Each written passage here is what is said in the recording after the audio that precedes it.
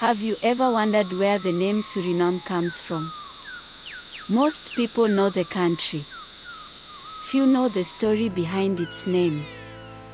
That story doesn't begin with a colony. It begins with a river. A river whose name existed long before Europeans ever arrived. Its name was Suriname. Every country has a name. But few people ever stop to ask where that name came from. Some countries were named after kings, others after explorers, and others after ancient kingdoms. Suriname is different. Its story doesn't begin with a colony, it doesn't begin with a flag or even with a map. It begins with a river. Every generation leaves something behind. Long before European ships crossed the Atlantic. Long before anyone imagined borders. The Suriname River flowed quietly through the rainforests of what is now eastern Suriname, near today's border with French Guiana. It wasn't the largest river, nor the most famous. But for the people who lived along its banks, it was life itself. Its waters provided fish, its forests offered game, fruits, and medicinal plants. The river connected villages hidden beneath the dense rainforest canopy. Generation after generation traveled these waters in dugout canoes, carved from giant forest trees. They fished, they hunted, they cultivated cassava. They raised their children beside these waters. A village is built with hands, but a people are built by generations. And like every place they called home, they gave the river a name, Suriname. To them, it was never simply a river. The river remembers every generation. It was part of their world, part of their identity, long before Europeans ever heard its name. It already echoed through the rainforest. Spoken by the people who knew these rivers better than anyone else. The Surinen, a people belonging to the Carib language family.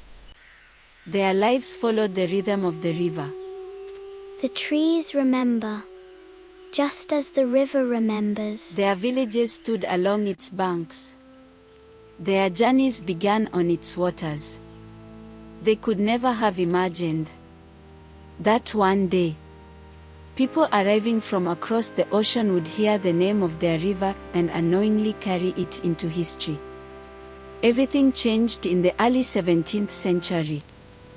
European explorers began sailing along the wild coast of South America. They came searching for new trade routes, for wealth, for land. As they explored the coastline, they entered rivers they had never seen before. The forests were unfamiliar. The waterways seemed endless. Without the knowledge of the indigenous people, navigating this landscape would have been nearly impossible. As long as the river flows, our story lives on. Like many explorers before them, they asked questions. One of those questions was simple. What is this river called? The answer they had already been spoken here for generations. Suriname. But hearing a word and understanding it are not always the same thing. Every explorer listened through the sounds of his own language. Every mapmaker wrote the name according to the spelling he knew. They weren't trying to rename the river. They were trying to record it. But each recorded it a little differently. As more expeditions reached the Guiana coast, the name traveled with them. It appeared in journals, on nautical charts, on official reports, and eventually on European maps. Those maps tell a fascinating story. The same river appears under different names. On one map it's written as Suriname, on another Suriname, elsewhere simply Suriname.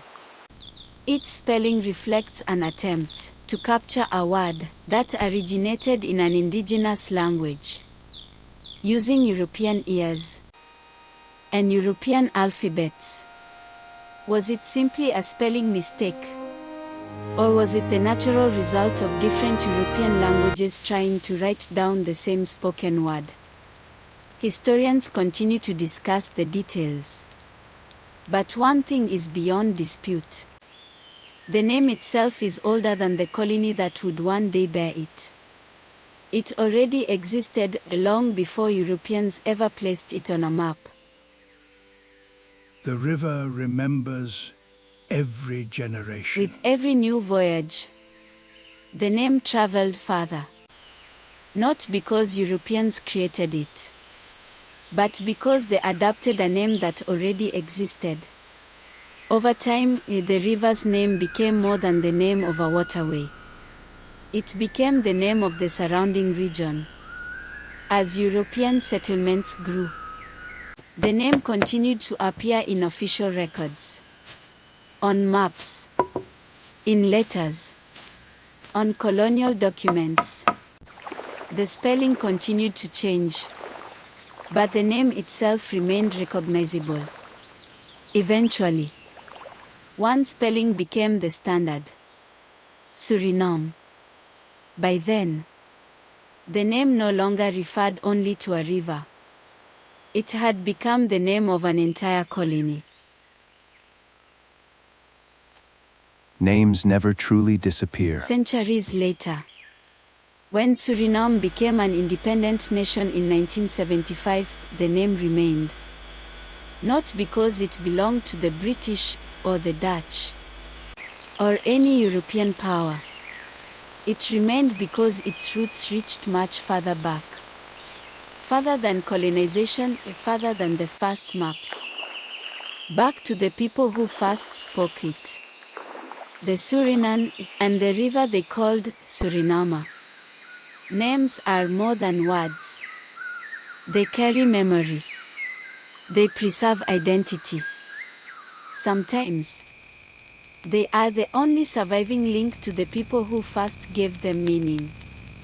Every time we say the name Suriname, we unknowingly speak a word that has echoed through these rainforests for centuries.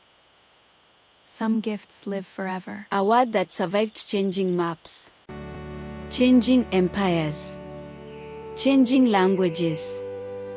A name that refused to disappear. History is not only written in books. Sometimes it is carried by rivers. Sometimes it is preserved on ancient maps. And sometimes it survives in a single name. For centuries, the name Suriname has outlived explorers, colonies, and empires. Yet its story began long before any European ship appeared on the horizon. It began with a river called Suriname. Over time, the spelling changed. Suriname, Suriname, Suriname, and finally, Suriname. The letters changed, the languages changed, the maps changed, but the origin of the name remained. Behind every name there is a story, and behind the name Suriname were the Surinen. The people whose lives became forever connected to the river that would one day give a nation its name. The river remembers every generation. Their story deserves to be remembered.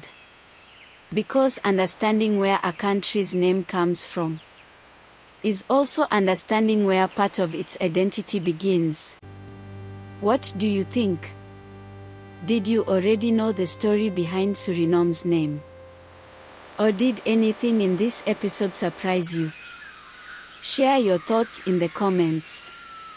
If you enjoyed this journey through Suriname's history, like, share, and subscribe to Sranan Stories. Together, we are sharing Suriname's rich history with the world, one story at a time. In the next episode, we'll meet the people behind the name. Join us as we explore the Surinen, the tribe that named a nation. Thank you for watching, then I'll see you in the next story.